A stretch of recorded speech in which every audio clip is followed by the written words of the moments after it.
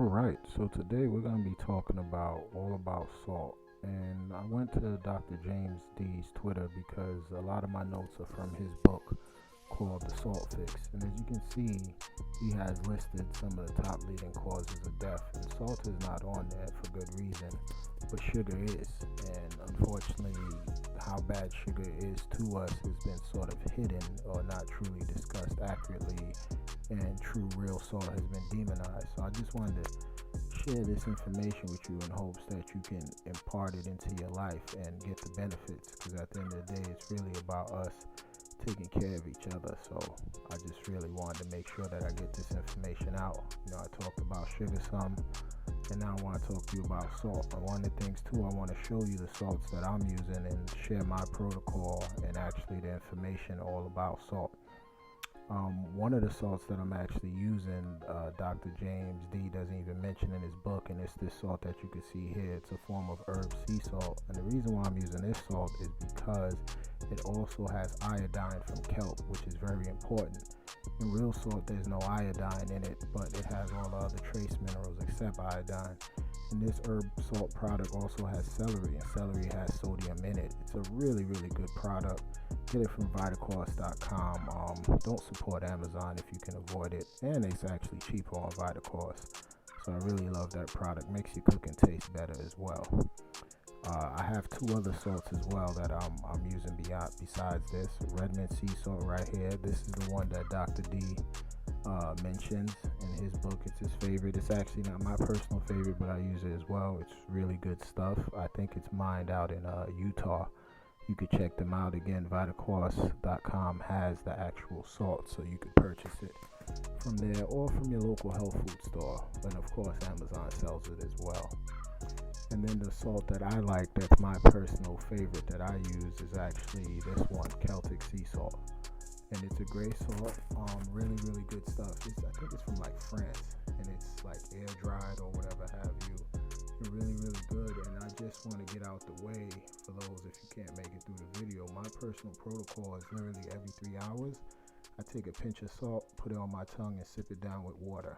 Literally, I've been doing that for about a week. I've noticed tremendous changes in my energy level. I had my mom do the same thing, who's in the past had blood pressure issues, and it's making a tremendous difference for her health. As you can see, a low salt diet can cause insulin resistance. It actually causes an increase in your blood pressure, your heart rate, so on and so forth. And what a lot of people don't understand is the trace minerals in salt. Salt is composed of sodium and chloride mostly, but then it has a bunch of trace minerals: magnesium, potassium, zinc, copper, iron, so on and so forth. All of these things are very, very important for the health of the human body. Being mineral deficient is one of the things that will quickly create disease at a much quicker rate than actually being vitamin deficient.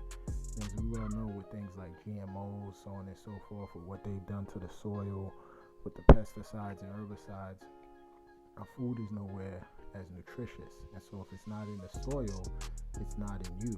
But fortunately, I've learned that supplementing with the salt makes such a difference. I shared the protocol with a neighbor of mine, and he's getting tremendous results. And as you can see, summertime is coming up. For those of you who work out, you lose a lot of salt just from your sweat. Medications also chelate and remove these various minerals from your body. I took this right from Dr. James D's Twitter. So it's very, very important. As you can see, you lose mostly sodium. The potassium causes you to cramp up. Magnesium, very important. You lose iodine, and like I said, even in those real salts, you can't get it, but you can buy that product, and it has kelp, or any product that has kelp, that supplements you could buy with kelp as well. But sticking to the salt theme, plus that other product, salt has other herbs and things, like I said, like celery, like garlic, and as I said, it makes your food taste great. But the summertime is coming up. When we sweat, we actually lose salt. So it's very, very important. Like I said, our sweat makes us lose salt. And if you're taking any medications, that's going to make you lose your salt and your minerals. So very important. So what people think salt does, hydration, electrolytes, and blood pressure, but here you can see what it really does. I've noticed a tremendous difference with my stomach acid. It's actually the first thing I do in the morning. Salt with some water, and then I don't even eat for several hours. I fast every day for several hours. Again, it actually helps to control your blood sugar, the magnesium calcium balance, lower your cholesterol, reduce stress hormones. It just does so many good things. Like I said, I've experienced that increase in energy is totally legit. And again, I'm talking about real salt. I'm not talking about the table salt, the garbage. Like those 3 salts that I showed you earlier, that's the stuff I'm talking about. And pink Himalayan, anything that looks like that, that's the stuff you want. Like I said, my personal protocol, a pinch on the tongue, every 3 hours down with some water. There's something called Sol, S-O-L-E, water, where you make a salty water and you drink it throughout the day, but that's an option for you as well. I want to highlight magnesium again. Extremely important. ATP production actually has to do with your energy levels, regulates all your various electrolytes, inflammation, immunity, your heart function. It's really, really good for blood pressure, relaxing the heart, calming the body, for stress. Magnesium is really, really one of those special minerals. And again, you can get it through the salt, but often I find too, medications deplete our magnesium a lot besides all of our minerals. So besides the salt, I use magnesium chloride. I find that, magnesium glycinate. Chloride is topical. That's another way to get it. The oxide is not a really good form. And see, as you can see, the various roles that minerals play in our body. Sulfur, I need to do a video on, really important for detoxification. But you see, when you go to the standard doctor, they don't talk about these things because they only get 3 hours of nutritional training, so they cannot even impart this information to you of how you could take substances made from the Most High, like salt, to take care of yourself. Instead, of course, they push the pills on you, and the expectation is you will be on these pills indefinitely. And salt pretty much has everything here, as you can see, like I said, with exception of the iodine. But there's special salt blends, as I highlighted, that you can utilize, and that'll get you your iodine as well. Really important for hormones, infections, energy level, the health of the thyroid. Iodine really, really crucial. Or any significant imbalance in just one mineral is going to create a big issue. And the sodium with potassium plays a big role in energy production. As you can see, minerals are the root of our health. You lack any of these things, and these are going to become an issue. You're thinking, you're going to have inflammation as an issue. Magnesium is great for lowering inflammation.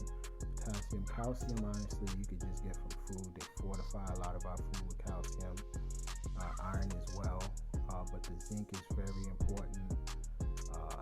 The sulfur, again, like I said, I got to just do a whole video on that, but that helps your body produce what's called glutathione, really important, so that you can detoxify yourself. Copper plays a big role. All hospital door handles and bed frames should be copper. Copper kills infections. They don't tell us this sort of thing, but literally all hospital doors and bed frames, you'd have far fewer infections if they were all outfitted with copper all over the place. So that's just another little tidbit. I even personally have some copper jewelry that I wear. So I just want to highlight as well some healthy foods for your brain.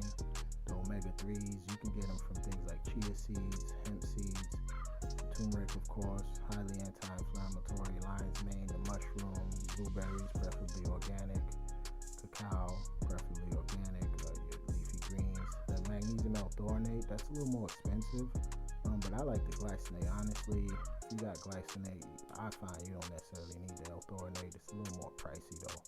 The coconut oil, the saturated fat for your brain, really important.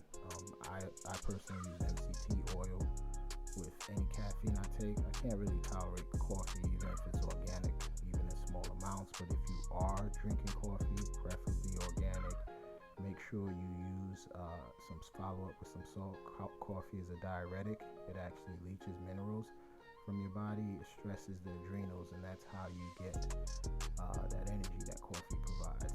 And so here Dr. James D is talking about how more salt equals less sugar cravings. I find that to be true. Yes, less dizziness, better exercise performance, better sleep. I find all of these things to be true, people. I can't stress enough to you to give it a try. You will be pleasantly surprised. And again, real salt, to be clear, not the table salt like when you go to restaurants or any of that nonsense. Real salt, like the ones that I highlighted. Anything that looks like that, you might even want to start carrying a little bit with you in your car at the end of the day. And interestingly enough, sugar has not been given the proper attention for its role in creating chronic disease in the body, and salt is what's being demonized. And as we well know, a lot of the dietary guidelines over the years has yet to be upgraded. And of course they haven't, because at the end of the day, I call it the white coat religion. They tell people to find hope in the number 3 cause of death, which is the medical system. Here's some things that increase your need for salt: drinking water all day, exercise, the hot weather that's about to be upon us, coffee and caffeine, like I said, is a diuretic, sauna because you're sweating, so naturally, because of the changes in the weather that's about to be upon us, we all need to up our real salt intake. It's going to make a tremendous difference. And one of the things that I'm so excited about, as I said, everyone that I've shared this protocol with has gotten results. And to really bump it up and get great results, again, cut your sugar as much as possible and up your salt. And I find upping the salt now, anytime I get a hint of I want something sweet, I take a pinch of salt with my water and I'm good to go. No more desserts for me. That was sort of my weakness. I was going maybe a dessert on the weekend. Now I'm trying to save it pretty much for special occasions. No more desserts. You want something sweet, have a piece of fruit with the fiber and everything, or have a pinch of salt, and you're good to go. But definitely, again, very important for the summertime coming up. Make sure you get your salt, people. Cannot stress it enough. The Salt Fix is this guy's book. It's an awesome book. Feel free to check it out. He even has a YouTube page. He has a ton of interviews that goes a little even more in depth than the things that I'm saying here. But I just want to give you